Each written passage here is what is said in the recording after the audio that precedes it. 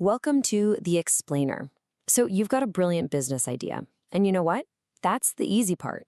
The hard part is taking that idea and making that terrifying leap into the real world. So, how do you make sure you don't crash and burn? Simple. You build a parachute. Today, we're breaking down exactly what that means. Your business plan, your guide to a soft landing. This quote just nails it, doesn't it? It's so brutally honest. Being an entrepreneur is this massive, high-stakes leap of faith. You're completely all in, and you literally have to build your survival kit on the way down. And that's exactly what we're going to do today. We're going to build that parachute. A business plan isn't some dusty old document that you write once for investors and then forget about. No way.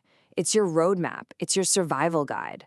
So let's start with the most important piece. Okay, section 1, the financial blueprint. This right here, this is the main canopy of your parachute. It's what's going to catch the air and keep you afloat. A really solid financial plan, it's not just about crunching numbers. It's about telling a story. This 6-step process, it takes you from defining your biggest dreams, your goals, to getting real about your current situation, your finances. And from there, you figure out exactly how to bridge that gap and create a detailed plan to actually make it all happen. Now, at the very heart of your finances is this one simple but totally non-negotiable rule, the accounting equation. Just think of it as the ultimate reality check. Everything your business owns, its assets, has to be paid for somehow, right? Either through debt, that's your liabilities, or by the owner's own skin in the game, that's the equity. If these don't balance, well, something's very wrong, and investors will run for the hills. And this is where that whole equation comes to life, the balance sheet. It's pretty straightforward. On one side, you list everything you have, all your assets. On the other side, you show exactly where the money came from to get those assets, your liabilities and your equity. By making these two columns match up perfectly, the balance sheet gives you this crystal clear snapshot of your company's financial health at any given moment. And you gotta remember, your financial plan isn't just for you. It's a sales pitch. It has to prove to anyone holding a checkbook that your project isn't just some passion project. No, it's a smart, profitable investment. So how do investors size you up against the competition? Well, take a look at this. This chart shows something called the payback period, basically how long it takes to make back the initial investment. An investor just glancing at this chart, they're immediately drawn to Project 2. And it's not just about getting their money back faster. A short payback period signals that your business model is efficient, that you've found a strong market, and frankly, that you're less risky than everybody else. Now that is incredibly persuasive. All right, section 2. Let's talk about assembling your crew. I mean, a parachute is useless without someone to steer it, right? Now that we've got the main canopy sorted, we need the harness and the steering toggles. We need your team. You know, building your crew today means you have some amazing strategic options.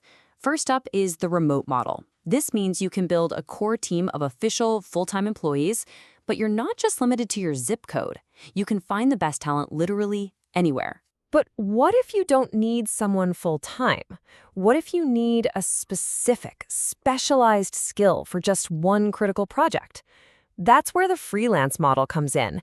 It's like having surgical precision for your talent needs. You bring in an expert when you need them, and that's it. And finally, for maximum agility, you can contract talent by the hour to handle those times when work ebbs and flows. But here's the real power move.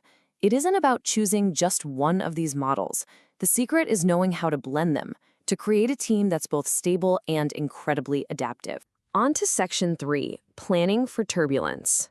Look, nobody in their right mind jumps out of a plane without a reserve chute. And in business, things will go wrong. Your risk management plan is that essential backup that you hope you never have to use, but you will be so grateful for when you do. Creating this safety net is actually a pretty simple, logical process. You start by just imagining the worst-case scenarios. Then you realistically assess how much damage they could actually do. From there, you build a plan to either avoid that risk entirely or at least soften the blow. And this last step is so crucial. You decide ahead of time who is in charge of pulling that cord. You cannot leave that to chance. Okay, last section. Fueling your launch. Your whole parachute is designed impact. Now for the final step, getting the money you need to even get on the plane. This is all about finding the right kind of funding. Thankfully, you have more options now than ever before. I mean, they range from your personal network, like your friends and family, all the way to professional investors like angels and BCs. You can go the traditional route with bank loans, or you can explore some really cool modern paths like crowdfunding or even business plan competitions. The point is, the money is out there. But which source is right for you? This is such a critical decision. A bank loan, for example, means you're taking on debt, but you keep 100% control of your company. A venture capital partner, they'll give you capital and expertise, sure, but they're going to take a chunk of your equity and a seat at your table. You have to study these trade-offs and choose the path that really, truly aligns with your long-term vision. So there you have it. The financial canopy, the team harness, the risk management reserve chute, and the funding to get you on the plane. Your parachute is designed, it's built, and it's packed. The only question left is, are you ready to make the jump?